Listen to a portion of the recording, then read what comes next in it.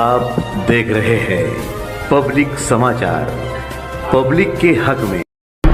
आज Malegaon survey number 178-3 में एक पूरी बस्ती को बिल्डोज कर दिया गया, उसके बारे में आपका क्या है? सर्वे नंबर 178-3 की ज़मीन के बारे में मुझे जो मालूमात है उसके बारे में मैं आपको बताता हूँ कि ये ज़मीन किसी शेतकरी की थी और कुछ दलालों ने उससे सौदा किया और सौदा करने के बाद उसको इधर फ़रोख्त तो कर दिया।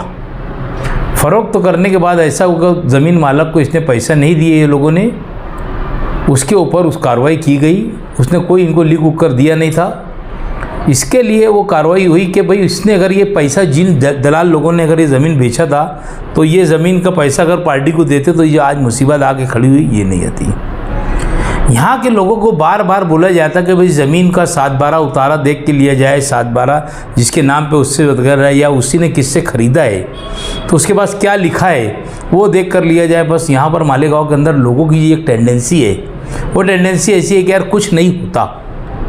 और ये बस्ती की वजह से मैं बोलता अब इसके बाद भी और बस्तियों को पता आने वाली है। डिपो के पीछे की भी एक बस्ती जो है वो भी कोर्ट के अंदर गया और इसी तरीके का मामला है उनका भी। पार्टी ने जिस माल ज़मीन से जिससे सौदा किया था पार्टी ने उसको पैसा पार्टी ने नहीं दी और यहाँ पर पूरा फ़रोख्त तो कर दिया और फ़रोख्त करने के बाद पूरा पैसा इनसे उड़ा ली। वो पार्टी भी यही तरीके का केस है और वो भी हाई कोर्ट के अंदर गया हुआ है। तो यहाँ के लोगों की जो टेंडेंसी नहीं ख़त्म होना चाहिए। अगर कुछ नहीं होता आज हुआ है और जिन लोगों ने किया है, जिन लोगों ने स्टाम्प बना के दिया, जिन लोगों ने नोटरी बना के दिया, इन लोगों ने उनके खिलाफ में जाना चाहिए पुलिस स्टेशन में 420 का गुना दाखिल करना चाहिए। मेरा ऐसा बोलना है इनके बारे में। अभी जो है बस्ती तो उजड़ गई, गरीबों का जो है वो नुकसान हो गया, वो बेघर हो गए, तो इसमें जो हकीकी सज़ा का हकदार कौन हो सकता है? जिसने बेचा वो हकदार है ज़मीन के अंदर। जिन्होंने दलाली किया या जो अपने आप को मालक बन के वहाँ बताया होगा कि भाई मैं इस जगह का मालक है, इसके खिलाफ गुना दाखिल करना चाहिए। ये है। आज मैंने व्हाट्सएप के ऊपर देखा, कई न्यूज़ों के ऊपर चल रहा था कि लोगों का बुलडोज़र से घर तहस नहस हो रहा था और वो बेचारे बिलबिला रहे थे, चिल्ला रहे थे। उनकी मदद को कोई शहर का लीडर वहाँ पर गया नहीं। अगर जाता भी तो हाई कोर्ट का वो हुक्मनामा था उसको तोड़ना ही पड़ता था। पीर के रोज़ कमिश्नर को हल्फनामा दाखिल करना है कोर्ट के अंदर, इसके लिए उसको आनंद फानंद के अंदर आज शनिचर के रोज़ कारपोरेशन बंद होने के बाद भी उसको तोड़ दिया गया। तो जिन लोगों ने ऐसा काम किया है उनके खिलाफ गुना दाखिल करना चाहिए और इनसे जगह लेना चाहिए, दूसरी कोई भी क्लियर जगह लेना चाहिए।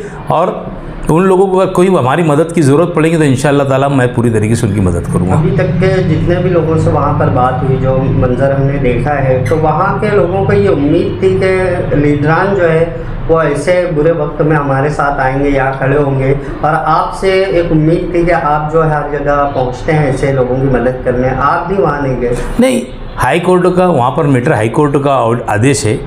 आदेश के अंदर कोई भी तरीका कोई लीडर जा नहीं सकता, कोई उसका पालन करना चाहिए। हाई कोर्ट ने बोली है उसको तोड़कर और उसकी रिपोर्ट दो। मैं बोला ना आपको कि पीर के रोज़ उसका हल्फनामा दाखिल करने का है। हम लोग जाते भी तो क्या बोलते थे कि यार लोगों को यही बोलते थे। बहरहाल लोगों को आपके यूट्यूब के चैनल के ज़रिए से हम लोग लोगों को मैसेज देना चाहते हैं कि आप लोगों को ये पहली कड़ी है मालेगांव शहर के अंदर के जो लोग बोलते कुछ नहीं होता, ये हुआ है। इसके ऊपर बात रख कर ही लोगों को आगे समझदारी से ज़मीन लिए तो 7/12 का उतारा देखना चाहिए, ज़मीन मालिकान का नाम देखना चाहिए। अगर ज़मीन मालिक ने किसी जो तुमको बेच रहा है उसी ने किससे लिख के लिया है क्या, उसने किसी से ख़रीदा है क्या, ये सारी चीज़ों को देखकर और वो ये करना चाहिए। कार्रवाई तो हाईकोर्ट के आदेश पर हुई है, उसे तो रोका नहीं जा सकता था, लेकिन वहाँ के लोगों को कम से कम तसल्ली देना, या जो उनके बच्चे भूख से रो रहे हैं, धूप में हैं, वो लोग अभी रात किस तरीके से उनकी गुजरेगी किसी को पता नहीं है। ऐसे वक्त में क्या करना चाहिए? नहीं, क्या करना चाहिए उनको आज का ऐसा क्या कल बोले और आज तोड़ डाले ऐसा नहीं था। उनको कब से बोल रहे थे, कॉर्पोरेशन ने जाके उनको बारंबार 2-4 टाइम अल्टीमेटम दिया उनको। मैं क्या बोला कि यहाँ के लोगों की टेंडेंसी कुछ नहीं होता, बस यही सोच समझ कर लोग जो नहीं खाली कर रहे थे, यही समझ के नहीं खाली कर रहे थे।